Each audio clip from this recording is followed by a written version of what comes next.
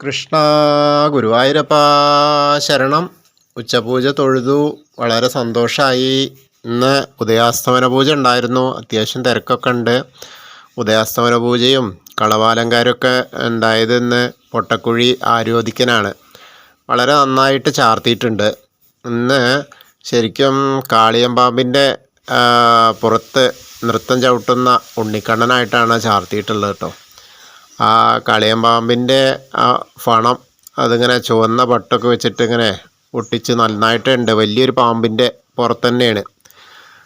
ഇടത്തെ കാലിങ്ങനെ അമർത്തി ചവിട്ടിയിട്ട് വലത്തെ കാല് ചവിട്ടാൻ നിൽക്കുന്ന, അതായത് നൃത്തം ചെയ്യുന്നതാണ് ആള്. പട്ടുകോണകമൊക്കെ എടുത്തിട്ട് ഇങ്ങനെ നല്ല രസമായിട്ടുണ്ട്. അപ്പോൾ ആ വളയം പോലത്തെ മാല ഉണ്ട്. പിന്നെ കിങ്ങിണിയാണെങ്കിലോ ഒരു കുമ്പയോട് ഇങ്ങനെ ചേർത്തിട്ട് അങ്ങനെ കിടക്കുകയാണ്. ആ മാലകളൊക്കെ ഉണ്ട്. വലത്തെ കയ്യിൽ ആ ഓടക്കുഴൽ ഇങ്ങനെ പിടിച്ചിട്ടുണ്ട്.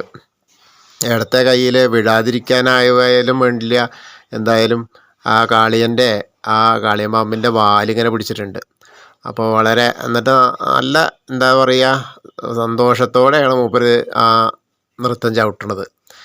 അപ്പോൾ ആ കാളിയൻ്റെ ദർപ്പം അടക്കുന്ന ആ ഒരു രൂപമാണിന്നിപ്പോൾ ആ ശ്രീലകത്ത്.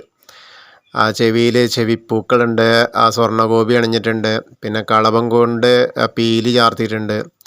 പിന്നെ ആ കഴുത്തിൽ നല്ലൊരു ഉണ്ടമാല, തെച്ചിയും ഈ തുളസിയൊക്കെ പാടെ ചേർത്തിട്ടുള്ള നല്ലൊരു ഉണ്ടമാല ഇങ്ങനെ ഉണ്ട്. പിന്നെ തിരുമുടിമാല ഉണ്ട്.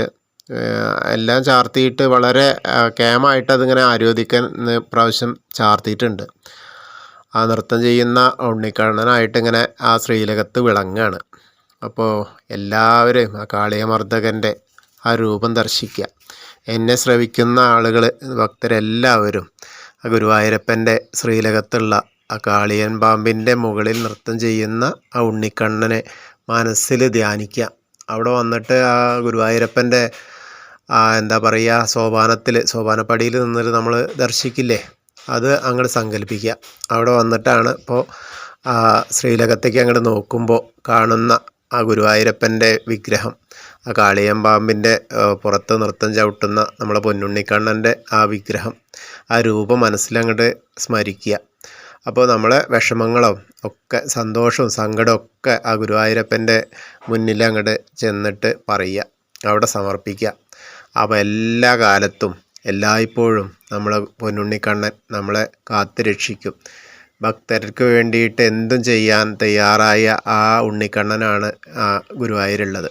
അപ്പോൾ ആ ഭൂലോക വൈകുണ്ഠമായ ഗുരുവായൂരിൽ വന്നിട്ട് നമ്മളെ പാദം അവിടെ എത്തി എന്നുള്ള സങ്കല്പത്തിൽ എത്താൻ പറ്റിയ ആളുകൾ, ദർശനം കിട്ടിയ ആളുകളൊക്കെ ദർശിക്കട്ടെ. അല്ലാത്തവർ, എന്നെ ശ്രവിക്കുന്നവരെല്ലാവരും ഇന്നിപ്പോൾ ഞാനും ഗുരുവായൂരെത്തി എന്നുള്ള ആ ഒരു തോന്നൽ ഉള്ളിലുണ്ടായാൽ നമ്മളെ കൂടെ ഭഗവാൻ ഉണ്ടാവും. അപ്പോൾ എല്ലാവരും ആ കൃഷ്ണവിഗ്രഹത്തെ കാണുക. ആ കാളിയ ദർപ്പശമനം ചെയ്ത അഹങ്കാരത്തെ ശമിപ്പിച്ച ആ ഒരു ഉണ്ണിക്കണ്ണനെ എല്ലാവരും കാണുക, തൊഴുക. എല്ലാവർക്കും ഗുരുവായൂരപ്പൻ്റെ അനുഗ്രഹം ഉണ്ടാവട്ടെ. കൃഷ്ണ ഗുരുവായൂരപ്പ.